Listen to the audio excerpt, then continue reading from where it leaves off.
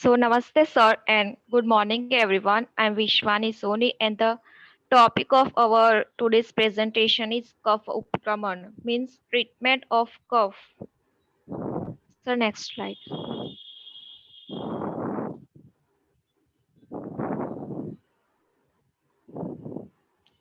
पहले हम देखेंगे कि आचार्य वाघभट्ट ने अष्टांग हृदय संहिता में क्या कहा है।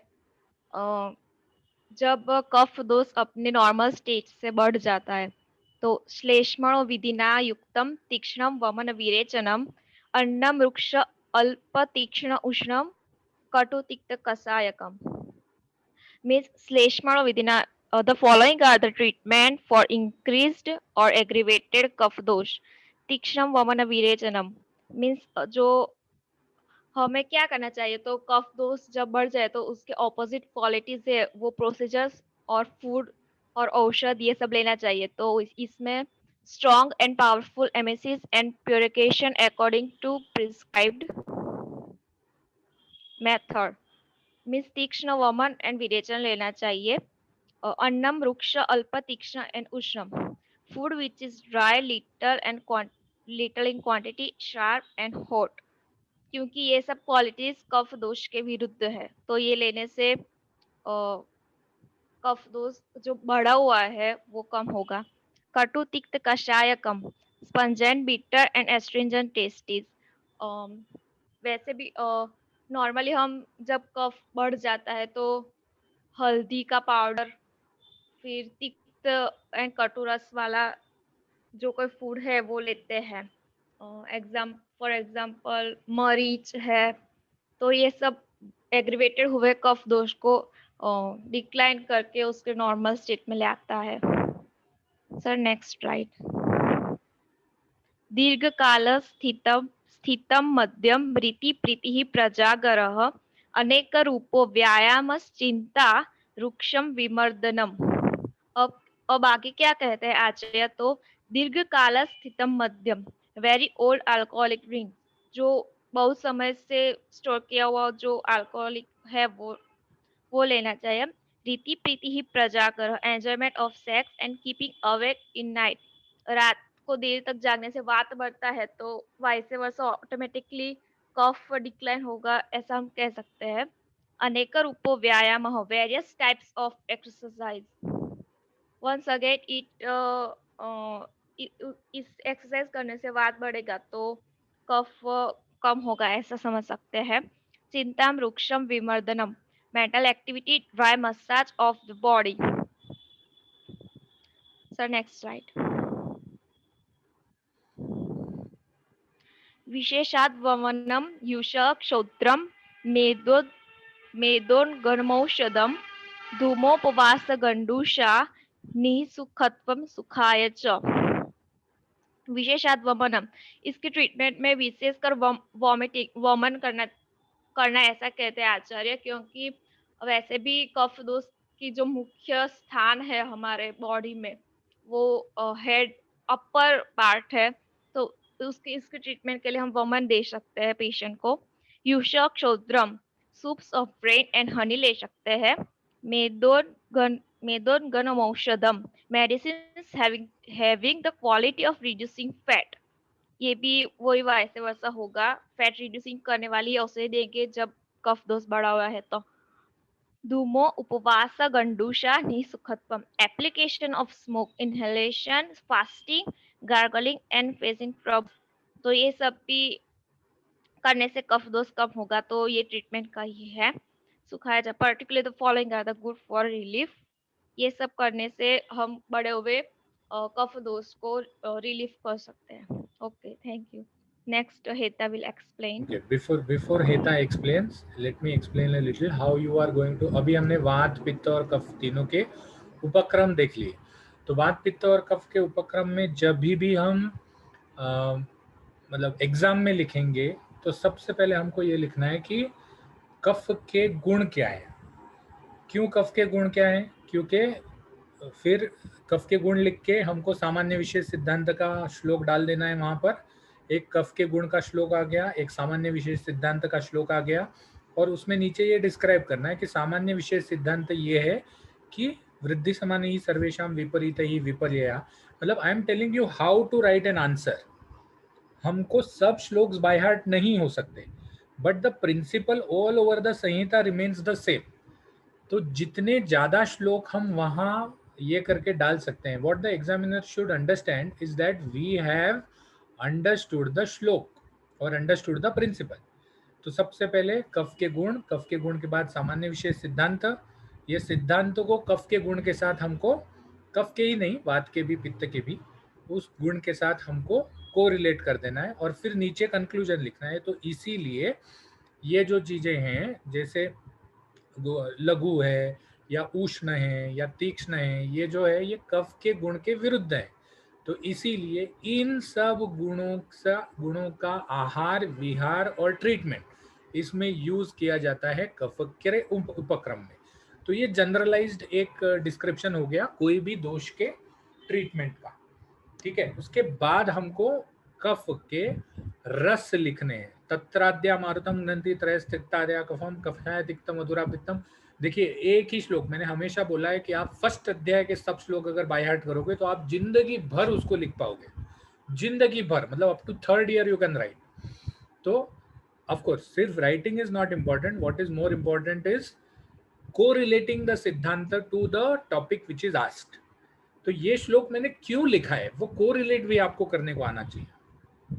तो ये मतलब कषाय तिक्त मधुरा पित्तम अन्य तु कुर्वते त्रयस तिक्तादया कफम। तो तिक्त कटु और कषाय ये तीन रस जो हैं ये कफ को शमन करने वाले हैं, इसीलिए आहार और औषध में इनका ज्यादा प्रयोग करना चाहिए। I am telling you how to fill the lines during the paper, क्योंकि पेपर में when you get the paper, when you मतलब क्वेश्चन जब आप पढ़ते हैं तो उसमें क्या हो जाता है कि you know a lot but you don't know how to write and you don't know how to mention। तो ये दो पॉइंट जो हैं वो कफस्य उपक्रम में सबसे पहले आने चाहिए कि इसको सिद्धांत जो है वो समझ गया ये बच्चे को। उसके बाद हमको लिखना है जो यहाँ पर आया है, देखो विशेषाद वमन। तो विशेष चिकित्सा, कफ के उपक्रम में विशेष चिकित्सा वमन है। अब जैसे विश्वानी ने बताया कि वमन क्यों है, तो वमन में तत्र शरीरम ऊर्ध्व भाग दोषहरम वमन संज्ञकम, मतलब शरीर के ऊर्ध्व भाग से दोष निकालना वमन का काम है। और शरीर के ऊर्ध्व भाग में कौन सा दोष ज्यादा है, कफ ज्यादा है। तो कफ को सबसे इजीली निकालने में वमन यूज कर सकते हैं, या वमन कफ को सबसे इजीली निकाल सकता है क्योंकि वमन जो है वो ऊर्ध्व भाग का ये निकालता है, मतलब दोष निकालता है। तो ये विशेषाद वमन मतलब विशेष चिकित्सा आपने बता दी। उसके बाद आपको क्या करना है, उसके बाद आपको चिकित्सा लिखनी है। चिकित्सा में मतलब उपक्रम लिखने हैं। उपक्रम में कौन कौन से उपक्रम है, मतलब इसमें मैंने कोई भी श्लोक बाय हार्ट नहीं किया, देखो इसका ना मैंने श्लेष्मणा विद्युना युक्तम तीक्ष्ण वमन विरेचन मन्नो रुक्षाल्प कुछ भी श्लोक नहीं किया। फिर नेक्स्ट मुझे क्या करना है, नेक्स्ट मुझे चिकित्सा लिखनी है one by one. For example तीक्ष्ण शोधन, तीक्ष्ण वमन विरेचन। तो कफ मंद है, शरीर पर चिपक के रहता है, तो इसीलिए उसको तीक्ष्ण वमन विरेचन से शरीर से निकालना चाहिए। रुक्ष अल्पल तीक्ष्णोष्णम आपने ऑलरेडी ऊपर लिख ही दिया था, ठीक है। कटु तिक्त कषायकम आपने ऊपर लिख ही दिया था। उसके बाद अन्य जो भी ये हैं वो यहाँ आते हैं। जो अन्य उपक्रम बताए हैं उसमें एक उपक्रम यह है कि मेदोग्नम औषधम। तो अब इसको आप दोषादि विज्ञानीय का रेफरेंस दे सकते हैं कि मेद धातु जो है दोषादि विज्ञानीय में, it is not important that when you are writing the exam unless and until there is one given shloka, और अगर श्लोक भी होगा तो भी आपको यहाँ वहाँ घूमने में कोई प्रॉब्लम नहीं है। जैसे कफस्य उपक्रम अगर पूछा गया है तो आप बाकी सूत्र स्थान के अध्याय में से भी रेफरेंस ला सकते हैं, उसमें कोई प्रॉब्लम नहीं है। तो दोषादि विज्ञानी में ये लिखा हुआ है कि मेद जो है वो कफ के समान है। कफ के समान दो धातु होते हैं, एक मेद और एक रस। रसो अपि श्लेष्मवत। और मेद में भी लिखा गया है कि मेद जो है उसकी सभी प्रॉपर्टीज जो है वो कफ के समान है। तो when you are trying to explain, जब आप ये सब एक्सप्लेन करने का कोशिश करते हो तो वो एग्जामिनर खुश हो जाता है कि इसने अगर वो पढ़ता है तो that is also star mark, अगर वो किसी से झगड़ा करके आया है, खाना नहीं खा के आया ठीक तरह से, अगर ये नहीं करके आया तो he may not read, but if there are any chances that he will read, he will understand कि इस बच्चे ने कितना कुछ समझ के लिखा है।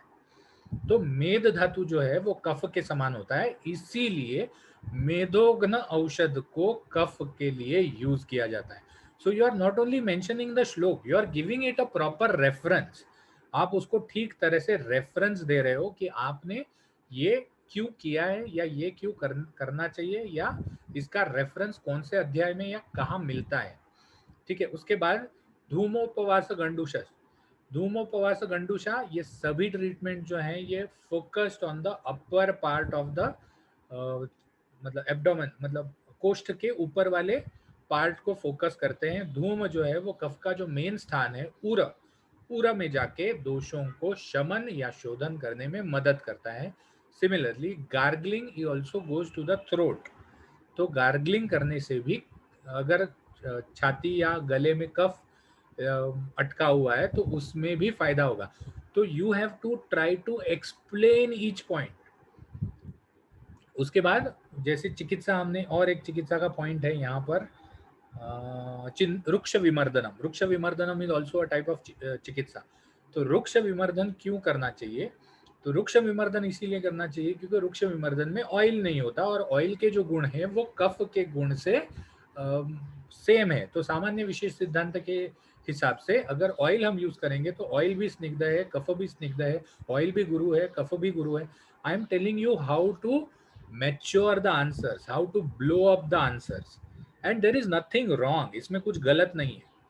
ठीक है, तो oil, everything you write, if you give a proper explanation, it will not only increase the size of your answer, but also it will help you gain good marks as well as उस examiner को आप, और always try to write the first part, मतलब जो पहला question लिखेंगे वो question ऐसा लिखेंगे, भले वो मतलब ABCD या 1 2 3 4 के हिसाब से नहीं, आपने फोर्थ क्वेश्चन पहला लिख दिया चलेगा, तो उस हिसाब से लिखा जाएगा कि जो क्वेश्चन आपको सबसे अच्छा आता है। Because it is a tendency of the examiners, I have been an examiner for over 10 years, it is a tendency of the examiner कि first 2 questions वो पढ़ लेते हैं और उसके बाद वाले जो questions हैं वो ये समझ के पढ़ते हैं कि इस बच्चे ने पहले 2 questions में जो आंसर लिखा है उसी हिसाब से ये आंसर बाकी के होंगे। तो पहले 2 क्वेश्चंस ऐसे लिखने हैं कि जो आपको सबसे अच्छे आते हैं, जिसमें आपको बहुत सारा लिखने को मिल जाएगा, बहुत सारे श्लोक मिल जाएंगे। People tend to write the long answers at the last, long answers आखिर में लिखते हैं, आखिर में टाइम कम पड़ जाता है कभी कभी, तो it is always better that you attempt the long answers first. उसमें भी, और लॉन्ग आंसर्स में भी एक ध्यान रखना, लॉन्ग आंसर भी अगर 5 या 10 पूछे जाते हैं तो वो 10 में से सभी आपको सिर्फ क्वेश्चन नंबर ठीक से डालना है, that is the only thing you are expected to. फिर रुक्ष विमर्दनम, because oil is there, oil is opposite, oil has the same guna as kapha, तो इसीलिए विमर्दन करते हैं कफग्न द्रव्यों से करते हैं। कफग्न द्रव्यों के 1 2 उदाहरण लिख देने के, जैसे अग्रु उष्ण है, या शुंठी है, दारू हरिद्रा है, जैसे हरिद्रा का भी विश्वानी ने नाम लिया तो हरिद्रा है। तो ये सब है, अगर आपको इनके गुण पता है, और गुण नहीं भी पता, सिर्फ द्रव्य पता है, तो गुण तो आप वो श्लोक से लेके लिख सकते हो। जैसे हरिद्रा जो है वो हरिद्रा तिक्त कटु कषाय रसात्मक है, और हरिद्रा जो है वो रुक्ष है, हरिद्रा जो है, तो you can blow up the answers. ठीक है, तो रुक्ष विमर्दनम is also a type of chikitsa. उसके बाद आप आहार पे आ जाओ। आहार मतलब if you right it point wise it will be better, कि कफोपक्रमणीय आहार, कफोपक्रमणीय चिकित्सा। तो आहार में आपको क्या करना है, इन्होंने बोला है दीर्घकाल स्थितम मध्यम, लेकिन आहार का आप शुरुआत ऐसे कर सकते हैं कि जैसे ऊपर बताया गया वैसे ही रुक्ष, तीक्ष्ण, उष्ण चीजों का सेवन करना चाहिए आहार में। जैसे, तो खाना जो है वो हमेशा गर्म खाना चाहिए, उष्णोदक लेना चाहिए, रुक्ष मधु है इसलिए लेना चाहिए। ये जो सूत्र, सूत्र स्थान में क्या है, सूत्र रूप से लिखा हुआ है। सूत्र रूप से मतलब बहुत सारे धागे, धागे से अपने को क्या बनाना है, एग्जाम में कपड़ा बनाना है। ठीक है, तो धागे डाल डाल के एक दूसरे में मिक्स कर करके हमको कपड़ा बनाना है एग्जाम में। तो सूत्र स्थान के अलग अलग जगहों का आप अगर उसमें रेफरेंस दे देंगे तो this will not only help in increasing your mental capacity during treatment but also in enhancing the quality of your answers. तो अब हम इसमें जाते हैं. तो हरिद्रा देना चाहिए या आर्द्रक देना चाहिए. विश्वानी थोड़ा सा रिलक्टेंट हो गई, उसको समझ में नहीं आया कि कौन सा उदाहरण दूं. जब यहाँ कोई एक जगह पर, हाँ, यहाँ कटुतिक्त कषायकम में, कटुतिक्त कषायकम का कितना सारा उदाहरण है. जैसे मरीच का उदाहरण उसने दिया, लेकिन सबसे मेन मतलब तुलसी, शुंठी, आर्द्रक, ये सब चीजों का काढ़ा बना के लेते हैं हम जब खांसी होती है तब. क्यों लेते हैं? क्योंकि ये कटुतिक्त कषाय है और ये कफ को शमन करने वाले ड्रग है. तो आप एग्जाम्पल्स भी डाल सकते हैं उसमें, कॉमन वाले एग्जाम्पल जो आप रेगुलरली करते हैं, तो वो एग्जाम्पल डाल सकते हैं. वृक्षाल्प तीक्ष्ण उष्ण अन्न, जैसे तो कोई तीक्ष्ण अन्न ले लो, कोई उष्ण अन्न ले लो. अन्न हमेशा उष्ण खाना चाहिए, उष्णोदक ले लो. ये सब चीजें आप लिख सकते हैं वहां पर. दीर्घकाल स्थितम मध्यम, विश्वानी ने बहुत अच्छी तरह से एक्सप्लेन कर लिया. दीर्घ काल में जब मध्य स्थित मतलब मध्य रखा जाता है तो वो लघु होते जाता है, एट द सेम टाइम वो तीक्ष्ण होते जाता है. तो लघु, और इसीलिए अगर आपको पता है तो वैसे गुजरात में alcohol is not allowed, but जितने हाई कॉन्सेंट्रेशन ऑफ अल्कोहल्स हैं, जैसे रम्स हैं, वोडकास, जिन्स, विस्कीज, ये सब दीर्घ काल स्थित है. Where beer is directly packed and bottled into the packed from the factory to the bottles. तो बियर इज नॉट अ दीर्घकाल स्थितम मध्यम. लेकिन रम है, विस्की है, वोडका है, जिन है, these are 7 year aged, 8 year aged. तो दीर्घ काल तक रखे जाते हैं, मतलब 7-7, 8-8 साल तक रखे जाते हैं और उसके बाद उनको पैक करते हैं. तो दीर्घ काल स्थितम मध्यम में मध्य लघु भी होते जाता है और तीक्ष्ण भी होते जाता है. दोनों गुण जो हैं वो कफ के विरुद्ध हैं, कफ के विपरीत हैं, इसीलिए कफ का शमन होता है. फिर जैसे आपने आहार लिख दिया, वैसे आपको विहार लिखना है. विहार में क्या क्या कर सकते हैं? अनेकों रूप व्यायामों. व्यायाम में विश्वानी ने बता दिया था कि वात जो है वो कम हो जाता है, एक्टिविटी अच्छी हो जाती है, शरीर में ज़्यादा मूवमेंट होने लगती है, दोष अपने ठीक तरह से, दोष का पाचन हो जाता है. अगर व्यायाम का आपको श्लोक याद है तो व्यायाम में उन्होंने दोष का पाचन बताया है, व्यायाम को मेदोग्न बताया है दिनचर्या में. तो मेद के साथ वापस से रिलेट कर सकते हैं and it is not any problem. देखो, मतलब मैंने ऐसे ऐसे भी पेपर्स चेक किए हैं जिसमें फर्स्ट पैराग्राफ और फोर्थ पैराग्राफ सेम है. सेम मतलब वर्ड टू वर्ड सेम है. तो we don't mind that keeping the same principle in the first and the fourth paragraph. लेकिन वर्ड टू वर्ड आप सेम लिखोगे तो वो गलत है. जैसे एक बार आपने मेदोग्न लिख दिया ऊपर औषधि में और नीचे आपने व्यायाम मेदोग्न है, मेद और कफ का रिलेशन है, तो that is okay because you are trying to explain two different types of things while writing the answer. लेकिन वर्ड टू वर्ड सेम लिखना ये गलत है. तो मेदोग्न है, रीति प्रजाग्रह में उसने बता दिया कि ये वात के लिए अच्छा है. तो that is also one thing which you can right. और लास्ट में निस्सुखत्वम पे ज्यादा ये करना, क्योंकि निस्सुखत्वम में आप बहुत सारा चीज लिख सकते हो. निस्सुखत्वम में आप बहुत सारा चीज लिख सकते हो. यूशक शोद्रम आ जाएगा आहार में. तो these are all the things which you should keep in mind while writing the answer. Okay, so this is what I wanted to explain. Now we move to Keyur आया नहीं है, तो what we will do is we will move to हेतास. Topic देख के तो लगता है कि हेता ने बहुत अच्छा टॉपिक पे प्रेजेंटेशन बनाया है. टुडेज ट्रीटमेंट, मतलब आई एम सिर्फ मैं टॉपिक पढ़ के बता रहा हूँ. Okay, so Heta, you can start. Good morning, one and all present here. Myself, Heta Suthar, and today's my topic is about today's treatment for cough. General guidelines for cough specifying diet. People with a cough dose need to stimulate their metabolism. Consequently, they require mainly warm cooked meals that are particularly easy to digest. कफ दोष के जो प्रकृति वाले लोग होते हैं, mainly उनकी अग्नि मंद होती है, इसलिए उनका मेटाबॉलिज्म स्लो होता है. तो उन्हें उष्ण और पक्व आहार लेना चाहिए जो डाइजेशन में इजी होता है. Katu, thick and kasai rasas also have a stimulating effect on the digestion and helps to reduce cough.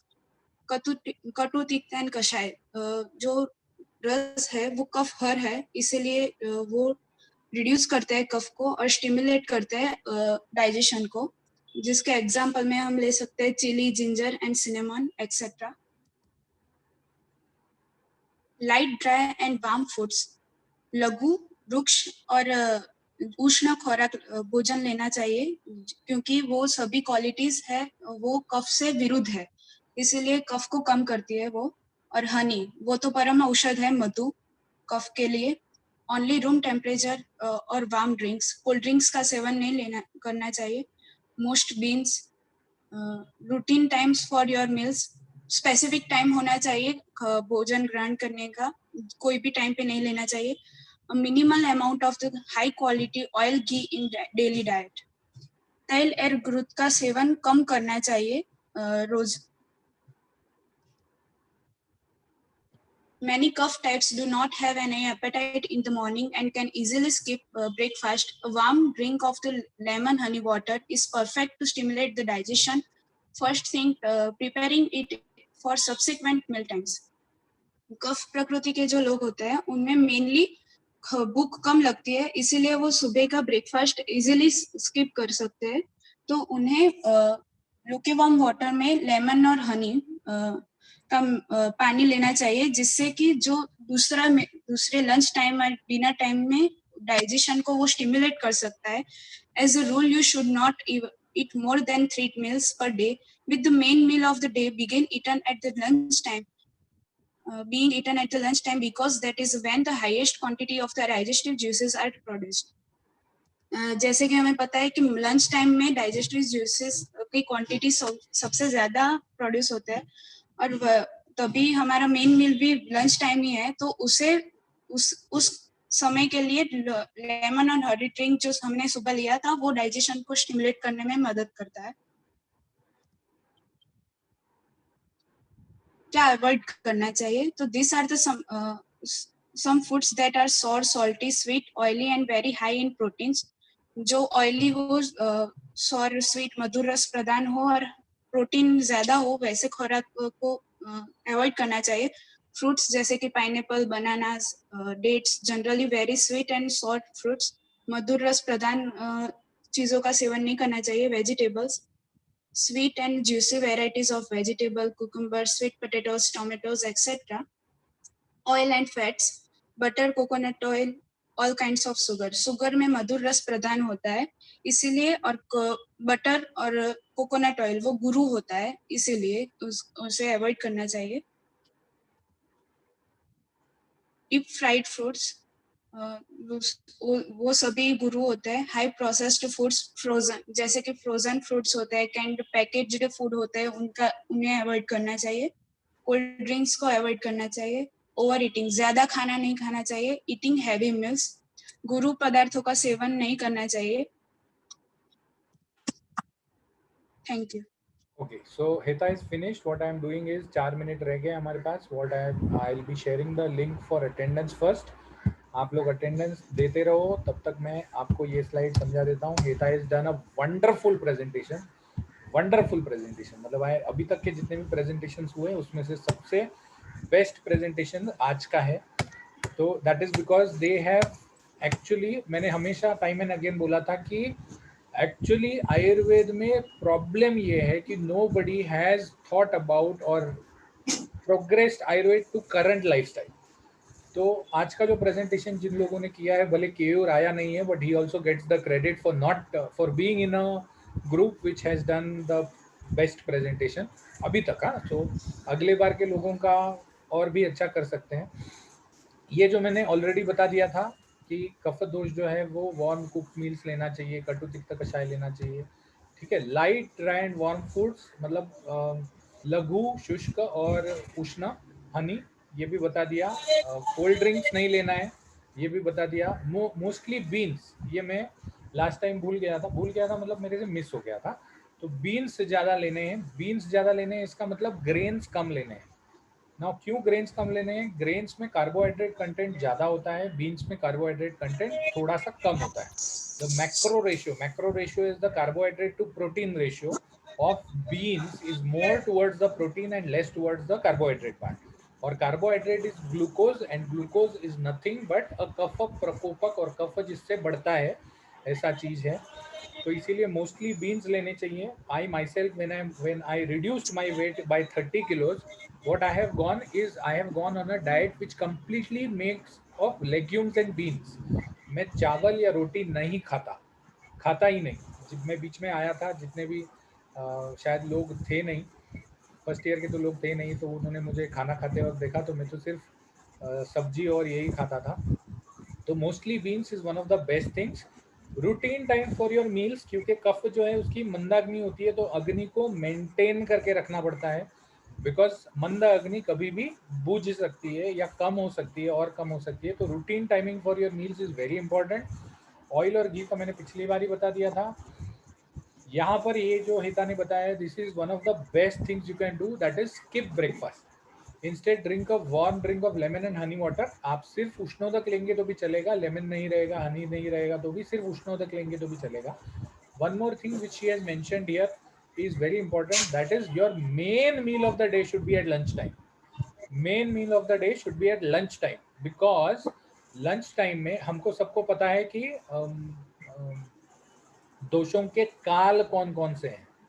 तो दोषों के काल में जो दोपहर का काल है वो पित्त का काल है। तो पित्त का काल होने से क्या होता है, पित्त ज्यादा प्रकोपित होता है, और अग्नि प्रकोपित नहीं बोल सकते, वृद्ध होता है, और ज्यादा अग्नि स्टिमुलेट होता है, ज्यादा डाइजेस्टिव एंजाइम्स रहते हैं। So those who have a heavy breakfast, if they are of kapha prakriti or if they are of a kapha prakopak thing, a heavy breakfast is going to damage them in the long run। so ideally your lunch should be heavy and your dinner should be light। यहाँ पर एक और चीज उसने बताया है, you should not eat more than 3 meals per day. लेकिन मैंने कहीं पढ़ा हुआ है, और जो मुझे मतलब संयुक्तिक भी लगता है, कि एक बार खाता है वो योगी, 2 बार खाता है वो भोगी, और 3 बार खाता है वो रोगी। ठीक है, तो ये जो है that also fits, but yes you can take 3 meals a day, no problem, as long as you are taking your main meal at lunch time. This is also something. इससे मुझे एक और चीज जो इतने साल में नहीं समझी थी, वो एक चीज और क्लिक हो गई, कि हम यूजुअली 5वां और 6वां अध्याय छोड़ देते हैं। अन्न द्रव्य विज्ञानीय द्रव द्रव्य विज्ञानीय चरक में है, अष्टांग हृदय का मुझे याद नहीं है अध्याय का नाम, अन्न। लेकिन इसमें से आप कफोपक्रम में कौन से फ्रूट्स खाने चाहिए, फल वर्ग में क्या लेना चाहिए, मध्य वर्ग में क्या लेना चाहिए, दुग्ध वर्ग में क्या लेना चाहिए, ये भी आप आपके आंसर में लिख सकते हैं। आपका आंसर उतना ज्यादा अच्छा हो जाएगा कि इसने कितना डिटेल और डीप में जाके स्टडी किया हुआ है। ठीक है, सो this is all for today। thank you so much both of you for giving a wonderful presentation। I am very happy that you have done it and others should learn from this, that I am not talking that आपने जो किया